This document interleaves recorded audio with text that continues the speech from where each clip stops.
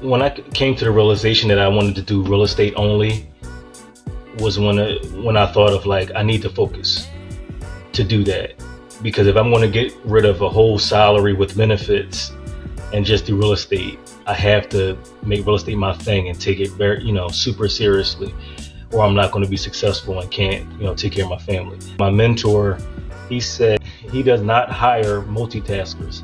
And it was funny because at that time, it was this thing like people we even put that on a resume, like I'm good at multitasking, right, back in my day, so to speak. So you thought that was a flex.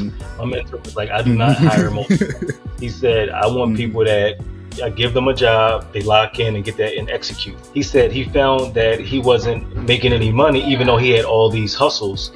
And then he said his business didn't take off until he focused on that one thing, which is real estate. So he was like, do not be the jack of all trades. Be the master of one. And we'll be back in 3, 2, 1. We gone. Welcome back, family, to another episode of the First Sip Podcast. I'm your host, Dekimbe Smith. And this week, I'm back again with another guest. And this is somebody who I actually met a couple years ago now when I think back to it, through my networking endeavors. You guys know I've had an up and down connection with networking. Sometimes I feel like it's overrated. Sometimes I feel like it's one of the best tools out there that you can use, especially when you're getting started. And even if you've, just sustaining your business, wherever you're at. So this week I'm joined by Earnest Key. Ernest, thank you for joining me. You're welcome. Thank you for having me. This is awesome. You got me podcasting. Absolutely. This is not my natural element, being almost 44 years old, this podcast world, but this is really cool. Yeah, it's honestly, I was talking to my brother about that the other day. I realized that this, like you said, this environment, like getting in front of video and everything, it's a new experience for a lot of people. And we were talking about it before, I think it's a tool that if a lot more business owners, people who, even if, they're working for a company, start using these tools, it can really help them grow, because once again, you're putting yourself out there. People are starting to see how you really are. It's very hard to hide yourself behind an hour-long conversation. So if you're doing this regularly enough, people are really going to get to know you, and they're either going to like you or dislike you, but it really helps you cut through the fluff and find your people. Now, bringing that up, finding your people, this is something that I was actually reading on the other day, because I'm reading this new book, Diary of a CEO by Stephen Bartlett. I don't know if you know the podcast, but it's something that I've been following now for the last 2 years. And one thing he talks about right in the beginning of the book is being able to fill your buckets in a sequential order, because by doing this, you'll be able to become a very successful entrepreneur, do everything you're looking to accomplish. But those buckets go like this, right? You start off with your knowledge, which turn into your skills, which then help you network with other people, which then help you gain resources, and then help you build your reputation. And for me, right, I think like I was telling you before, I believe I'm in that stage where I'm still gaining so much knowledge, turning it into a skill set, which is helping me network with a lot of people, right? Which is why, like I said, I'm at this point where, okay, which networking is valuable and which one, kind of is just like a waste of my time. I bring this up because somebody as yourself who's been working in this industry for years and years and years now, I wanted to know, what do you think is one of the most valuable buckets that you've been able to fill over the past decade to get you to where you are now? Yeah, that's a great question. And you actually touched on it with your recap of the book you're reading. Networking has been very pivotal in my career. Our business of real estate affords us the ability to meet so many people. And if you meet the right people, you can get pointed in the right direction. So that's probably number one, in my opinion. That old adage is not what you know is who you know, basically. And then number two, I guess, would be education. And I believe you touched on that too. It's one of the items in that book that's crucial. Yeah, because our business is ever evolving. And if you don't stay curious and keep your knowledge up to par, then you're not going to be an effective agent. So I would say networking and education would be 1 and 2. Gotcha. Yeah, I like that. And that's something I talk about every week on the podcast, is maintaining that curiosity. And I think it's something that's helped me get to where I am now. That intellectual curiosity, being able to keep exploring things, just just keeping your eyes open and aware to, okay, like what's changing around me, what's been going on, and where do I need to start learning and start improving to keep up with the times. And that, I told you I had written down some things that I wanted to, make sure I did touch on as we go through this conversation. And one of them was, like I was saying before, I got into this industry right around, let's say beginning of 2022, I went full swing into it. And at that time, still in the pandemic, right? The world is very different. Real estate is a completely different world, right? Some would say it was very easy to sell a home. Some would say it wasn't, but I know the time period I came in, and things are not the same today in 2025. And I wanted to ask you, what's one of the biggest shifts that you've seen over the last 5 to 7 years, right before the pandemic time to where we are now when it comes specifically to real estate? Yeah, so I've been doing this for almost 20 years, like we talked about off air, if you will, and I've never seen a market where it's not a buyer and it's not a seller's market. Some of my colleagues, would say this is a buyer's market, but I don't necessarily agree with that because interest rates are still kind of high in air quotes, high relative to 2021 and the end of 2020. Mm, Um, so because of the high rates, buyers are a little apprehensive, and then we don't have a lot of inventory, so that gives the advantage to the sellers. So it can be a seller's market, and it can be mm, a buyer's market, and then it can also be the inverse. So it's a really strange market. Um, I would say the rental market is a little more reasonable, if you will, and consistent with how things normally go. And what I mean is, when mm, rates are high, normally sales are a little lower. When rates go low, sales are, the home prices increase. There's a correlation between the two, rates and sell prices. But right now, like I said, there's an anomaly because I'm not seeing that correlation like I did 10, 15 years ago. But anyway, with the rental market is a little more, it makes more sense. People aren't buying as mm, much and moving around. So the rental market is doing pretty well. mm. And specifically staying on that real quick with the buyers, because I was talking about this a couple weeks ago. There was some information that came out, with the increase in inventory, home sitting a little bit longer. And in certain places around the country, it is giving buyers a little bit more negotiating power, right? They're seeing things sitting longer. So, okay, I might be able to actually get something for what it's actually worth and not have to worry about going way over price.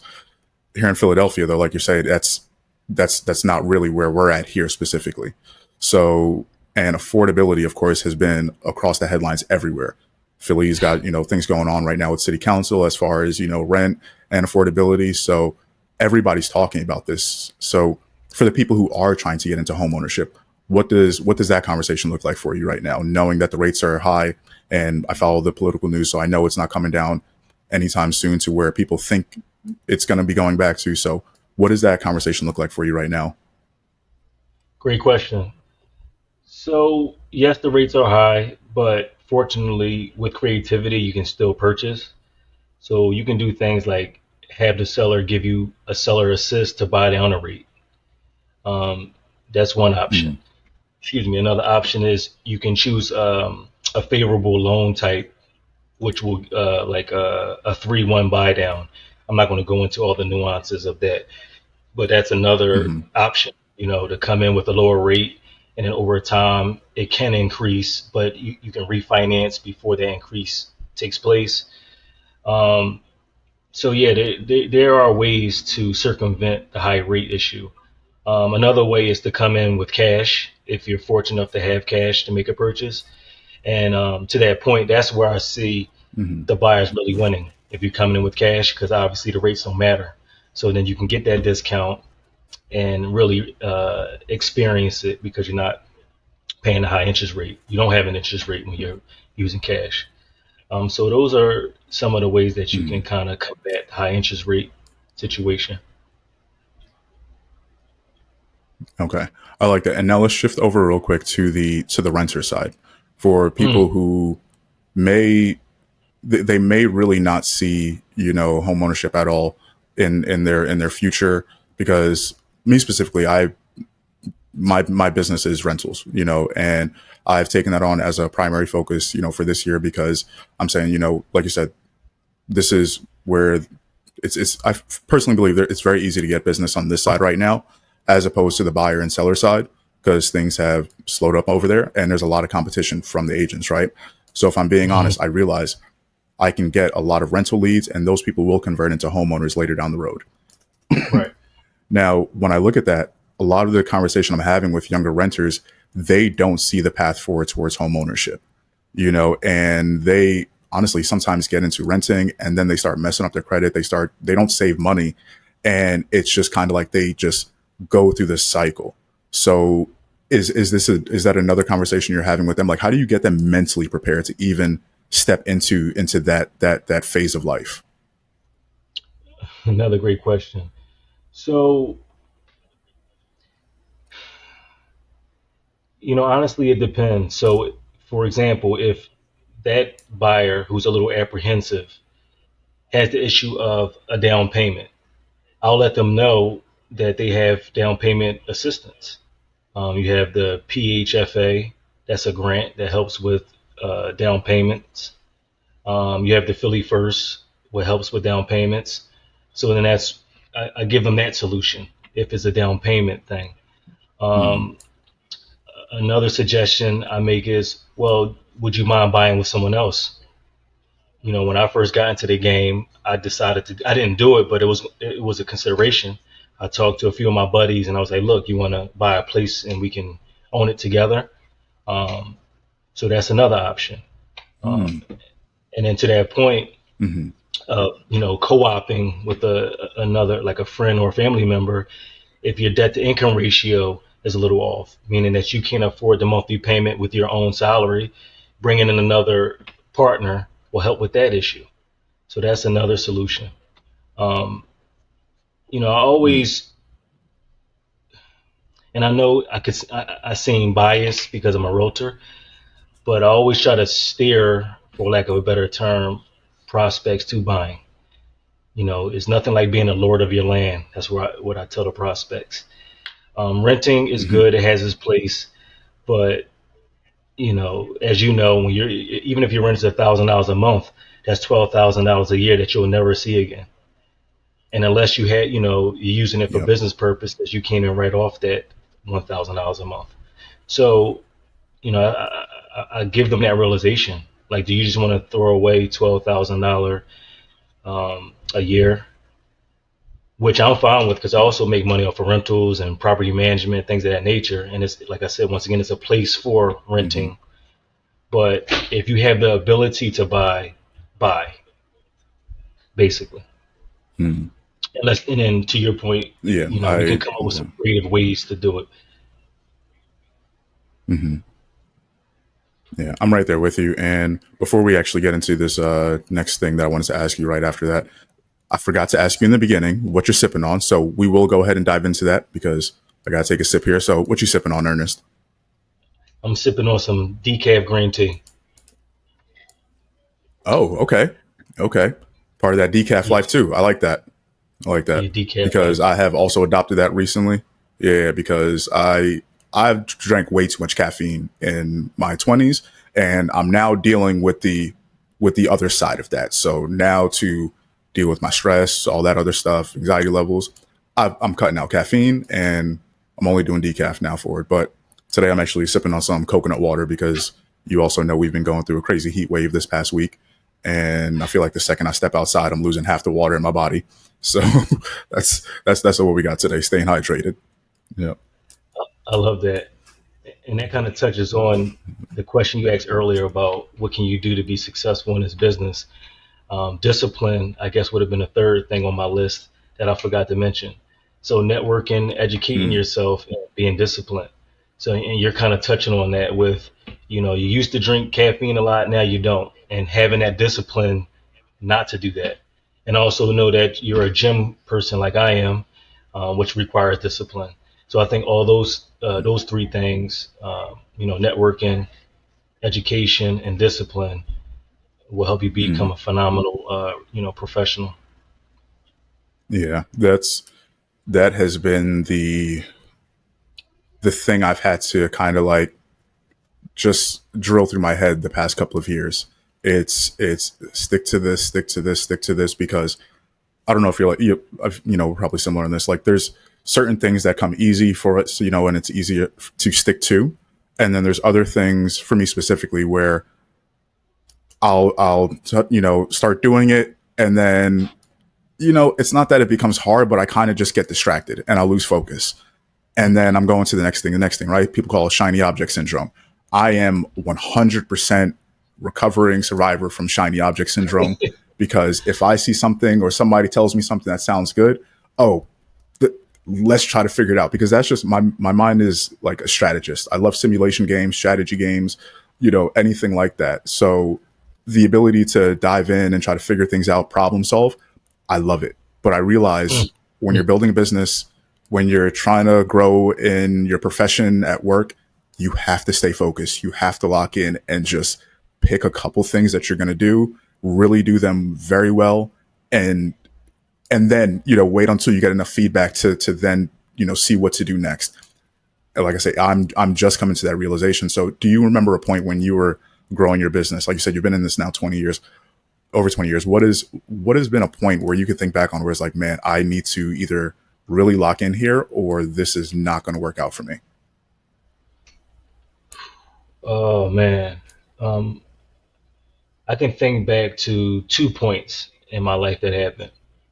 The first one was when I had so I was a dual career when I started real estate. I was a probation officer full time in conjunction with doing Mm. real estate. Right. And um, when I came to the realization that I wanted to do real estate only was when I thought of like I need to focus to do that, because if I'm going to get rid of a whole salary with benefits and just do real estate, I have to make real estate my thing and take it very super seriously, or I'm not going to be successful and can't take care of my family. So that was the first point in my life, if you will, that I came to the realization that you have to focus. The second time was when my mentor, he said that he does not hire multitaskers. And it was funny because at that time, it was this thing like people we even put that on a resume, like I'm good at multitasking, right, back in my day, so to speak, right? So you thought that was a flex. Hmm. My mentor was like, I do not hire multi. Hmm. He said, I want people that I give them a job, they lock in and get that and execute. I don't want people a jack of all trades.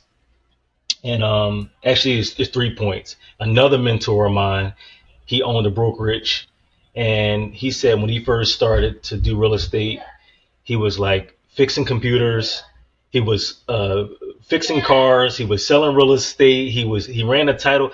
He said he found that he wasn't making any money, even though he had all these hustles. And then he said his business didn't take off until he focused on that one thing, which is real estate.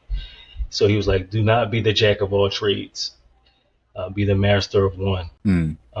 So anyway, it was those three things that I can remember off the top of my head that really got me into the mindset, like just focus and don't be a multitasker, because that's not a flex.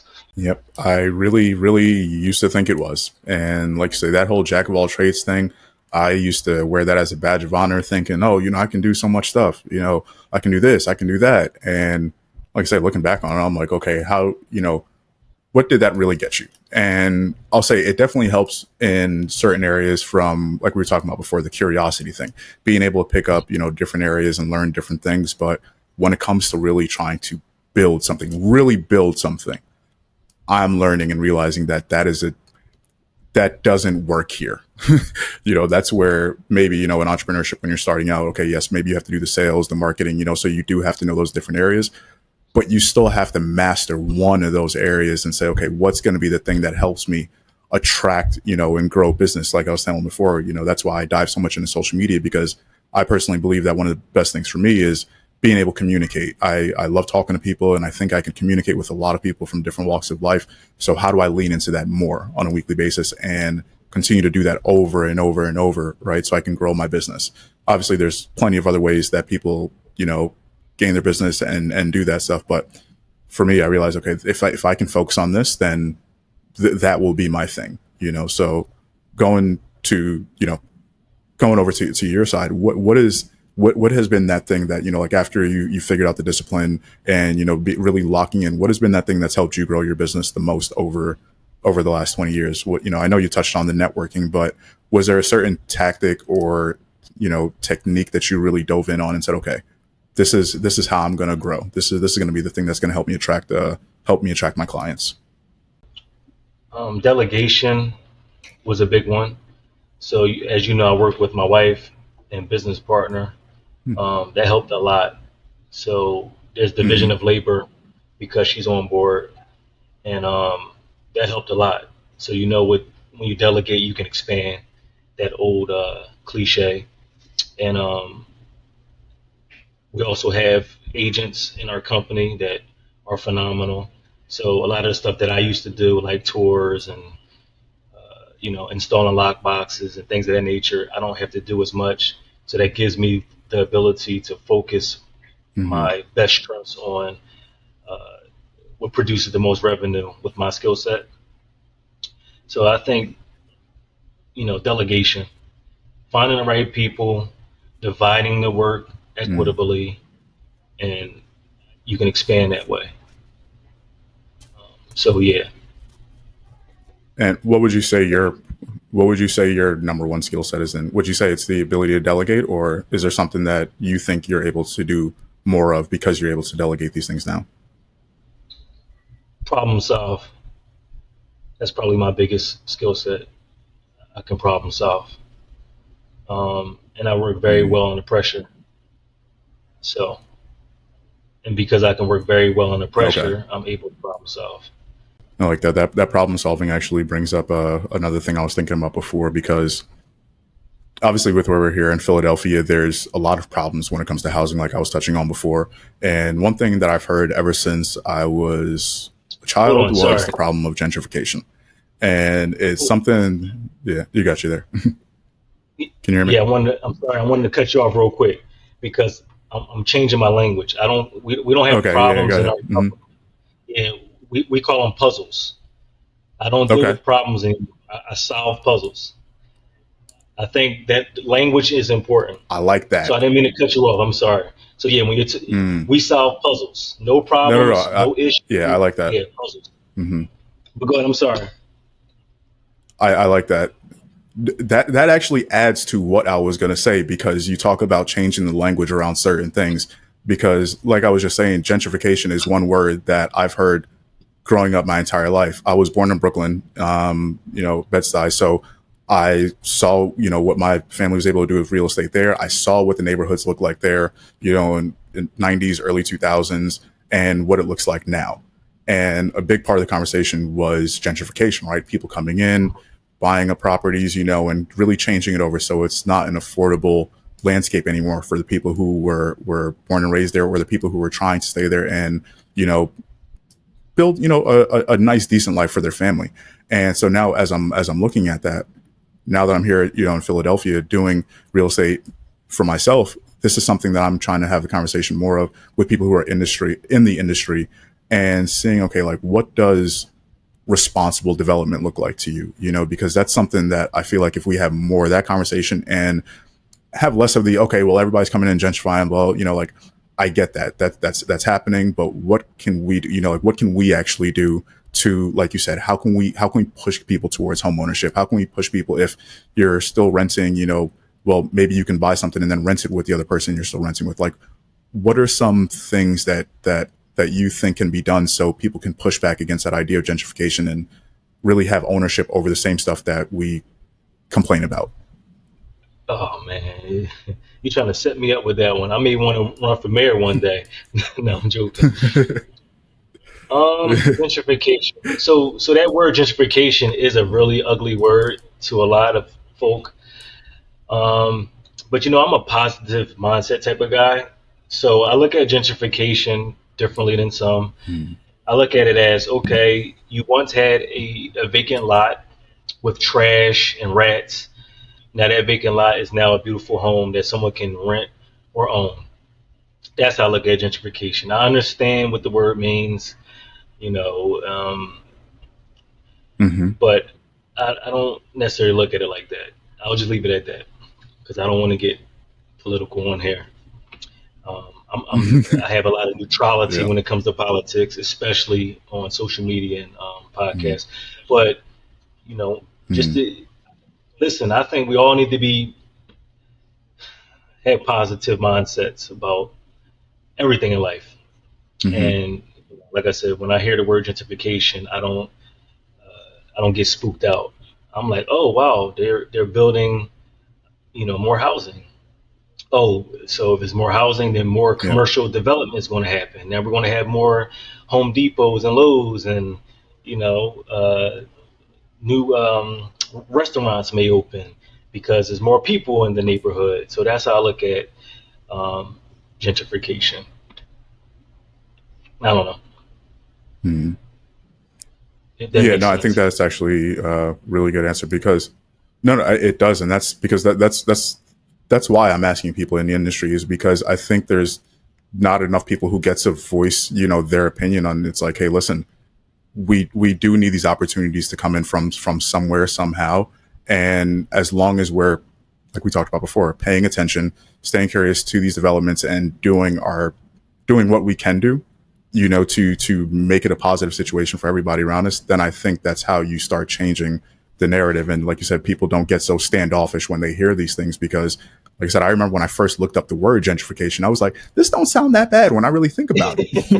I'm like, Right. if we had a whole bunch of money, wouldn't we want to do this like textbook definition of what this is? But like I said, we start Yes. associating with the negative thing, and I realize, like I said, I realize like a lot of these things sometimes we just do get stuck so much on the negative side that we don't see. Okay, well, what can we do with the opportunities that we have around us? And like I said, I believe like that's a responsibility that people should take on in the industry and saying like, okay, if you are really working with these people, how can you make sure that they are able to build communities, build places where they can grow and raise their families for years and decades to come, and they don't have to worry about, okay, I'm renting here, but maybe the next 2 years I might have to move out of the city, and then after that I might have to Hmm. move to another state, right? Because that's also the reality for a lot of people. Like we talked about with these challenges that we continue to see get worse and worse and worse over the years with just the prices of everything. It's a tough world for people, and I'm just like, all right, how do we stay on the positive side? Give you some tactical stuff, give you some things that can just keep you moving, keep you actionable, and not to keep you stuck in your head.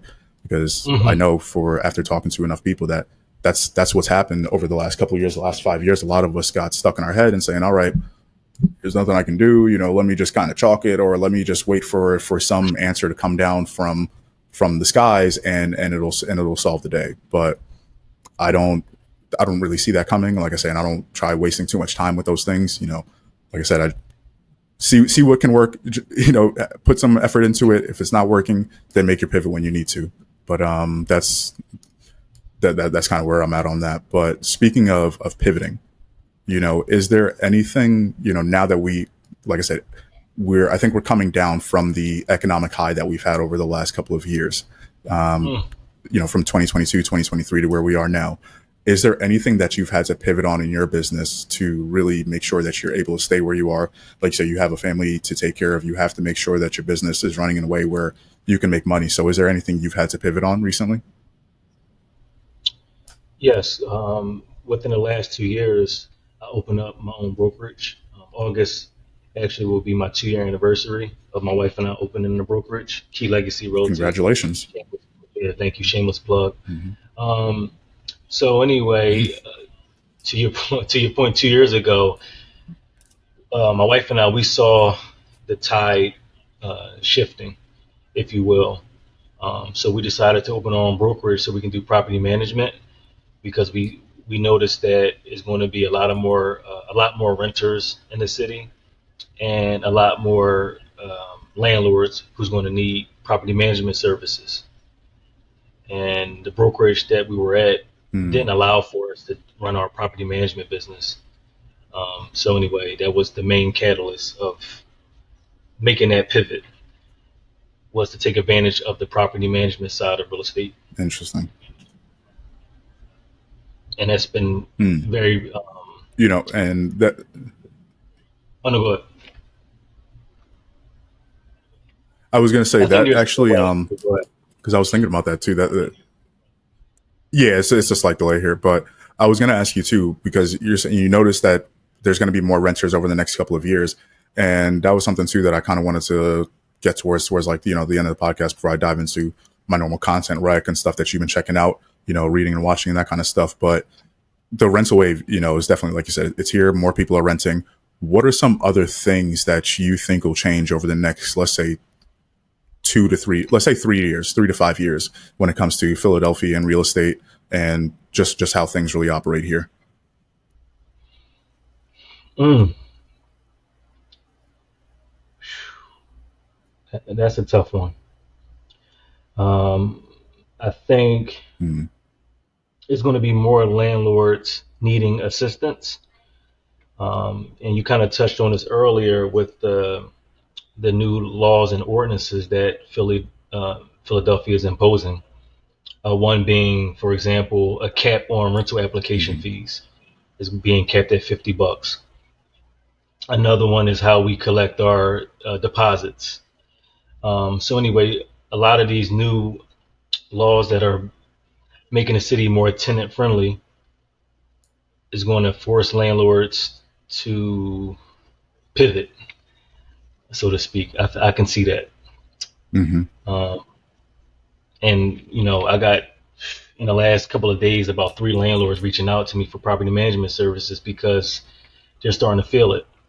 And if you're not staying up on these laws and Mm-hmm. ordinances, then you can find yourself in trouble. And because of that, it's probably best to hire a property manager and let them stay up on these laws and things of that nature, so they can stay out of trouble. So anyway, I can see more landlords using property management. Mm-hmm. Yeah, because I don't think Okay. like in maybe 10, 15 years ago, landlords would just sell and pivot that way.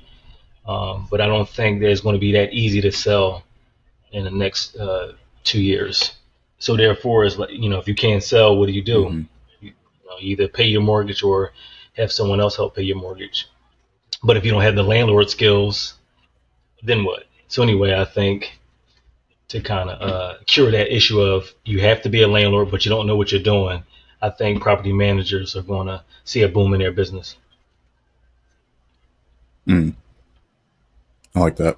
I like that a lot because, like I said, with me having a focus on rentals and working with people who are looking to rent and then transition to home ownership down the road, I was seeing the same thing. And the conversation, I really plug into the social media conversations and what people are saying when they look at real estate and these things, because I feel like it's very telling. You have all this information right in front of you, live, like instant feedback from people. You can read other real estate posts and see just everybody's talking about, okay, like, how do I afford this? How do I afford this? And I plan on renting.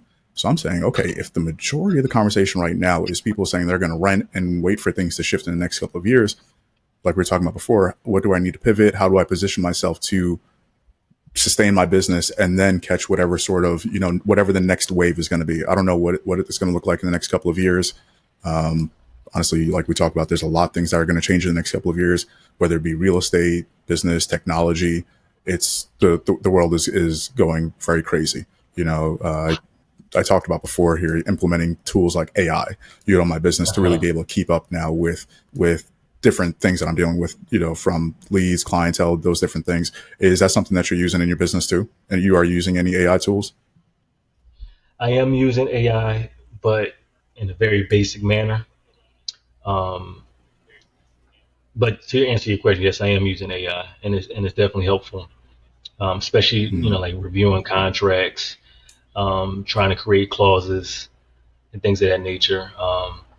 Yeah, AI has been very beneficial to our business recently, and I can't wait till I really understand it more and more to do more of that automation that everyone's talking about. I didn't get to that level, Mm-hmm. but yeah, I am using it. Yeah, I see people doing some crazy stuff from call agents, that's knocking out their cold calling for them, the chatbots that people are using to follow up with leads that are coming in. I'm not at that level yet, but I'm just diving in, learning as much of it as possible, and just seeing like all these things. I'm like, wow, the world is going to be a very different place in the next 2 to 3 years, because I know I use ChatGPT every single day. Hmm. Just from, Hmm. like you said, just from it's almost like a virtual assistant for me. I Hmm. can sit there, throw whatever it is that I'm doing in there, get a different level of understanding, analysis on it, and then be able to go and act on that information. So like you talk about solving puzzles, I think it helps you solve these puzzles 10 times faster. So I'm like, okay, Yeah. what happens now in the future? When they really start releasing, agentic AI and these kind of things, it's going to be a different landscape. And like I said, I'm interested to see how all of these things come together, how we can solve, some of these affordability issues with these different tools that are coming up. Can people latch on and find ways of increasing their income, step into home ownership, whatever type of ownership? If people want to invest in the market, it's also something, that I really believe in. Like, just find a way to keep up, find a way to keep up, Right. because things are changing no matter what. And if we're not paying attention, then we're going to get left behind. So, that's really where I am on that one. But I wanted to ask you too, before, like I said, before I get into the content recs, is there anything that is really been standing out to you, or something that you wanted to talk about, on this episode that we didn't touch on? No, I'm here as a guest, and I'm just letting things play the way you want them to play out. You know, um, so far it's been great. I think we touched on a lot Mhm. of very interesting topics. So I'm going to just let you fire away. You're the boss right now. I like it. I like it. That's part of the reason why I did this podcast, because this is, like I said, this is my platform. This is, people get to lock Yeah. in and listen to me, guys, every week after week. And you do a great job, But by the way. but one thing I Yeah. do like to, yeah, thank you, I appreciate that. But like I was, because this is really something I just love to do. So being able to bring people like you on, and learn from what it is that you're doing. Like I said, you bring 20 plus years of information, of knowledge, skills, resources that, like I said, if it would be hard for certain people to be able to bump into somebody like you, and be able to have these conversations and learn this kind of information that you're sharing. Because I don't know if you know, but my family is from Guyana. So down in South America, we talk a lot about just development, training, like educating people so they can be aware of like these different things. I talk about with my dad too. I'm like, one of the best things that happened to him in his life was being able to come over here and connect Uh, with all the different people, that have helped them continue to grow. And he's now able to do the same thing and pass that information along, so I always like to thank, I really want to thank you, you for coming on and taking the time to do this, because you don't have to do this, right? Like you said, you have a business run, you have other things going on, and I know this takes out time from your schedule. So I really do appreciate you coming on and doing this. no, thank you for having me. Yeah. I've Yeah, been blessed and definitely, definitely. fortunate in this business for people to give me information. So I will be a fool not to return the favor. So this is no problem at all. It's actually a pleasure. And, once again, thank you for having me. Yeah, definitely, definitely. I'm all about that pass it along mindset. And one thing I like to do at the end of the episodes, especially when I have a guest on, something I've gotten away from, but I want to get back into it, is the content rec of the week. Now, this is something where, like I said, I'm always reading stuff, watching shows, movies. I'm interested in a lot of different things. So I like to share with the audience something that I've been, like I said, watching, reading, whatever it is, so that they can tap into it and also enjoy it, and so they can learn and grow with me as well. So, do you have a content recommendation this week? Content recommendation. Give me an example. Mhm. So I'll go first. So for me this week, it's going to be the book I was talking about before, with Diary of a CEO. And that Uh, one, it's the book by Stephen Bartlett. I actually have it right back here. So it's this one here, right? yes. The Okay. 33 Laws of Business and Life, right? So this book, Stephen Bartlett, I believe he's 34, 35, right around that age. And he is somebody who's been able to grow a massive media company with what he does on YouTube, and what he helps other people do as well with getting their branding and messages out there. He does advertising with some of the biggest companies in the world. He sits on basically the UK version of, if you know, Shark Tank. He sits Yeah. on the UK Yeah. version of Shark Tank over there, which is called the Dragon's Den. And so what he did with this book is basically wrote down all the lessons he's learned over the last 14 years of his life, because he started his first business when I think he was like 15 years old and became a millionaire Wow. by the time I think he was 22.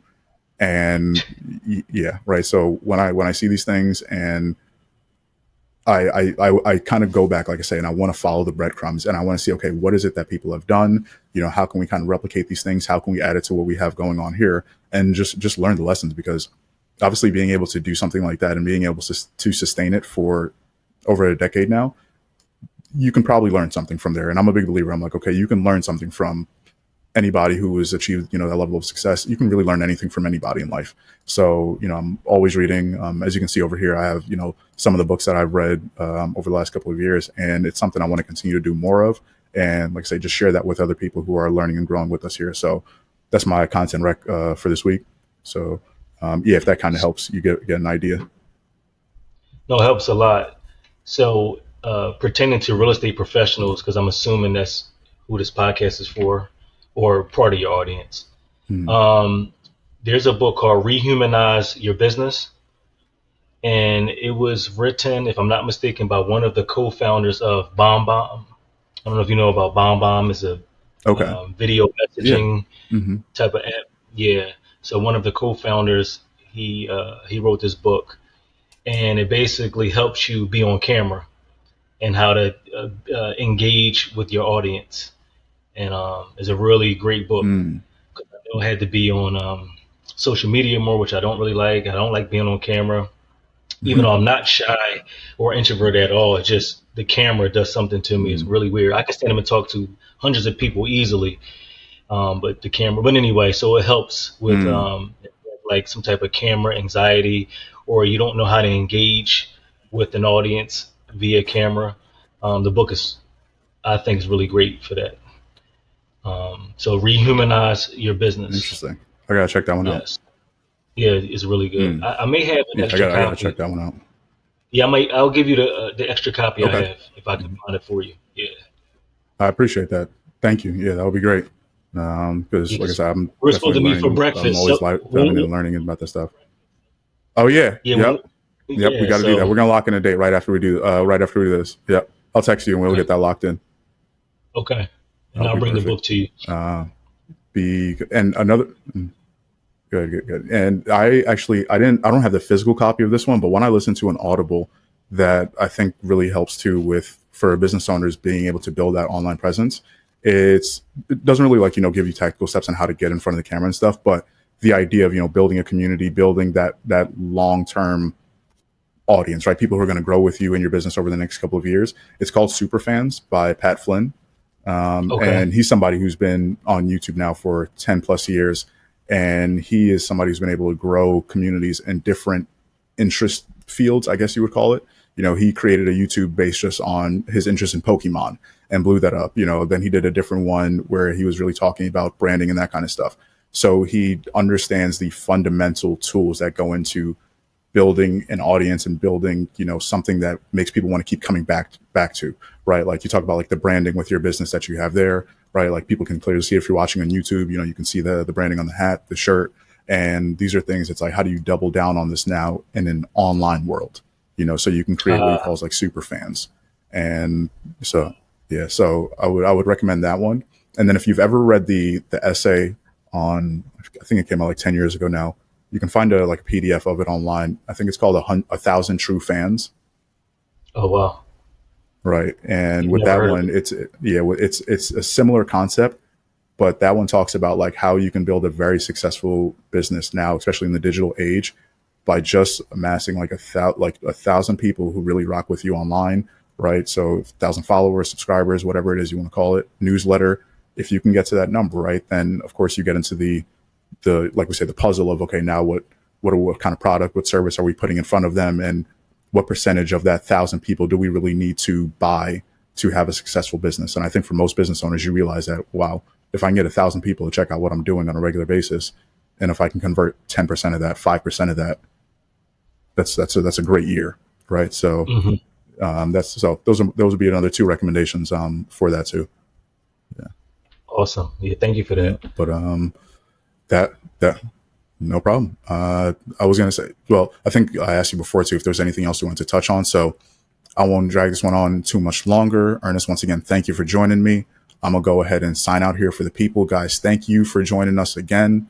You know, like I said, I'm always trying to bring on guests who I think you guys will learn from, enjoy the conversation, and really see a different aspect of not only real estate, right? You know, I'm a real estate agent, but just business, professional development, right? What does that look like so we can all grow, right? As we're getting older, make sure we're keeping up in life, doing what we need to do, increase our income, increase our lifestyle, build the kind of lifestyle that we want. And like I said, I think it comes down to conversations like this. So, guys, I appreciate you for locking in. Continue to listen to us. And until next time, stay tuned, stay curious, and as always, enjoy your first sip.